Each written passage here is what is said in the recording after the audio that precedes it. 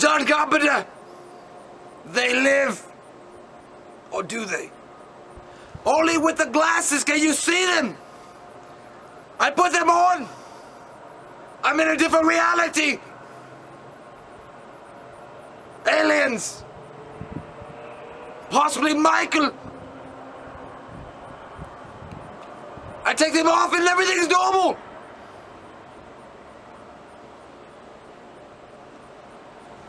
How do you feel about watching two grown men fight each other for 15 minutes? Personally, it was a release for me. It got the rage out. At least Rob Zombie won't get his dirty, greasy, guttery fingers on this to stir it up. To butt fuck it.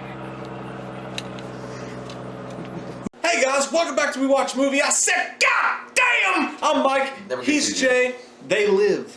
John Carpenter. They do live. Okay, so we know right off the bat that some of you guys are going to say this is not a horror movie, this is whatever, and we fucking know. But we had to do it because it's a John Carpenter classic movie, and we had to review it, so I'm sorry, we have to do this. It's a drifter. He's got laid off from his job. He's from Colorado. He's coming into LA, finding work where he can find work, and he gets tangled up in this whole conspiracy. It's not a conspiracy, but he gets tangled up in this resistance kind of movement to where basically what's happening is aliens have infiltrated the Earth. They look like us because of a signal that's disguising them, and you can only see them with special sunglasses, and he's on the resistance side to bring it down, bring the establishment down.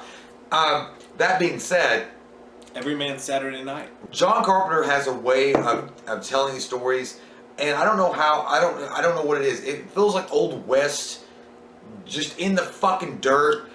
I'm Roddy Piper, fuck you, you're gonna go on a ride with me kind of feel to it, because it's not, John Carpenter did that with vampires, he did that with Big Trouble in Little China, and he did with it. He's got an ability to take an everyday man, an everyday dude, and be able to make him completely relatable and put him in a situation that's got this jazz, cool background, slick music, and just, you know, you're like, I'm there. Yeah, I'm totally there. It's one of those John Carpenter classic themes, man. That plus the music, and I love fucking music. I love the music, man, but I do take against it in a way because I got so sick of it for an hour and a half. Every 10 seconds, there was that same music cue was doom doom doom. No, it was like a. But it was like over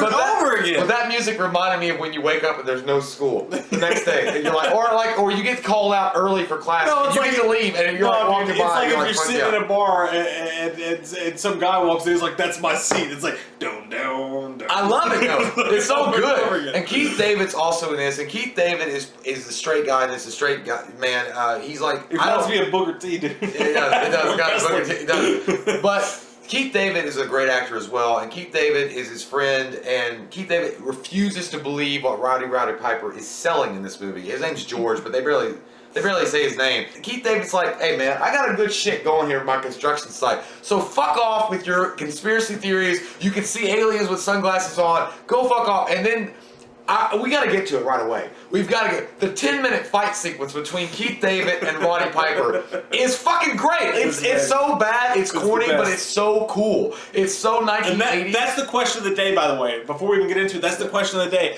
Do you guys think, because I really want to know, maybe I could look it up and find it out, but I really want to know, do you guys think that was intentional? Do you think John Carpenter filmed that fight scene so long to make it a joke, to make it kind of funny cultural parody? Or do you think that was just accidentally so long? Comment down below, let us know. I want to know what you guys think. I think that John Carpenter probably felt like he wanted a few minute fight scene, but I think Roddy Piper was like, I'm a wrestler. I can do this forever. Well, John Carpenter's so indulgent. Yeah. I just figured he might just do that because he wants to see it. You know what I think happened? I think that John Carpenter was behind the, in the director chair. And he was like just filming, and he was like, just keep going, just see what you can do, and they just kept going. And the best part, dude, is that after the fight's been going on for like 4 straight minutes, and you think it's gotta be over, like fucking Booker T. That's just what I'm gonna call him. He's over in the corner. He's like, God damn, he's resting, and then like he walks across like a block to find him. And he's like starts to fight again.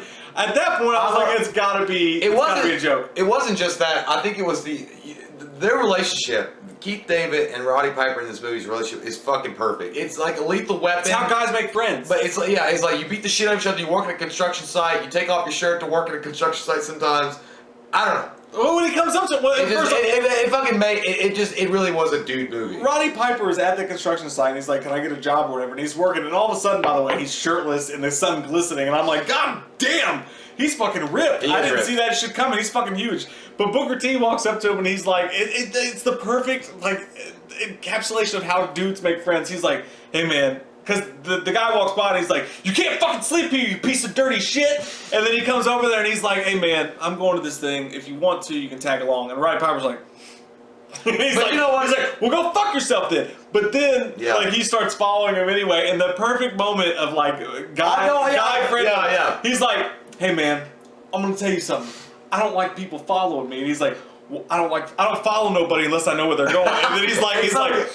And then it was like a mutual respect, and they were best friends forever. It was like I don't want to go to another YouTube channel, but it was like a Hodgkin's moment. It was like, it was the bow. It was the bow. It was like, I respect you, you respect me. Yeah. And not just not just this, but the one-liners that Roddy Piper does in this movie is so great. He's Duke Nukem, man. Yeah, he is Duke Nukem. And we always credit Ash from Evil Dead for a lot of this. And I mean, granted, I'm sure they took a lot of Ash from Evil Dead for the Duke Nukem sayings. But in this one, I'm here to chew bubblegum and kick ass, and I'm all about bubblegum. That was a huge line. Everybody quotes that. But I even like the parts where he was like talking about, he was like, when I put the glasses on, or when I have the glasses off, you're okay. But when I put them on, real fucking ugly. And I was like, that's what we call beer goggles. Yeah. So, I mean, but yeah, that was cool. He's just an American who likes to drink beer and he gets caught in a terrible situation. And I love the same thing with Big Trouble in Little China. Yeah, exactly. And I loved it. You tell him the check's in the mail. Jack Burton sent you. But Keith David, when they're fighting though, he was like, I don't want to fight you. And he's like, stop it. And then he punches the shit out of him. So this movie itself is really allegorical, I think, for even today. Back then in the 80s, it was allegorical because everybody was caught up in greed and getting as much as you can and stepping on the little guy and who gives a fuck about your friends backstabbing. Today, it kind of feels the same way. I mean, you can relate this movie to today because it's still, corporations are taking over or they feel like they're taking over and people, the little guys getting pushed to the side and all the people that are elite are the ones that are in power. So in this one, what the aliens are doing, the aliens have come down, they've invaded us. They really don't give a time frame for it, but I'm saying like maybe the late 50s, they've been amongst us and they've used technology as a way to disguise themselves and in doing so, integrated themselves into our society. And there's subliminal messages everywhere, in your magazines, in your money, in the signs you see on billboards. It all has like different meanings. And when you put the sunglasses on, you can actually see. So if a poster for like Maxim, it'll say marry and reproduce. Or when you look at the money, when you have the glasses on, it says this is your God.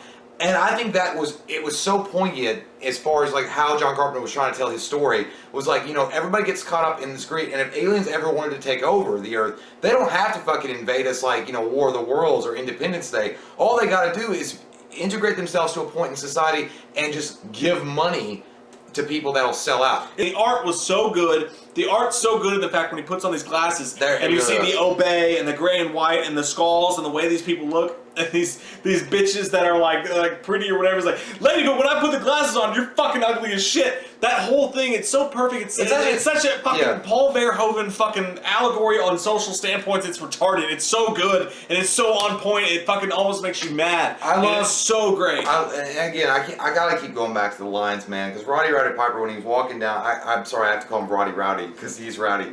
But when he's walking down the streets and he's like looking around and he sees this one chick like combing her hair and he has the glasses on, so she looks like a fucking, all the aliens look like Skeletor. Like they all like have skull faces and he's like, that's like pouring perfume on a pig. And it's like, but the way he delivers the lines is done so efficiently and so well.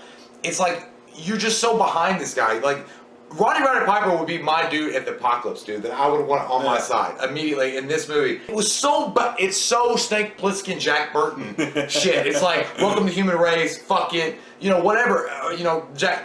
it was so badassly done, and I you know what? In a way, I don't want them to remake this movie. Oh no, it's done so phenomenal. Like I don't want them to. No, and that scene was so great too. And John Carpenter captured that better than anybody in the history of the world. It's just an everyman guy who's like, no, I'm fucking regular. I know what the fuck's going on, and I'm gonna do what it takes to fucking stop it. And then he has to fight through this whole floor after floor of bad guy to get. I love that. And when he blows up, dude, it's like a video game. These movies were like John Carpenter's movies, the ones that are like this, are like a kid made it, but an adult wrote the fucking script for it. I mean, it's so fun and out there and crazy and wild, but it still works at the end of the day. So he blows up the shit, and the last scene you see is all of a sudden it goes to some chick and her titties. There's no titties in this entire movie. And then all of a sudden there's just titties and this chick's fucking this guy, and they're both got salt faces like, why'd you stop? And then fuck you. I don't give a fuck about anything. I'm gonna end it right here. But he was being so, he's like, what's the matter, baby? Like it was kind of freaky in its own way when that was going down.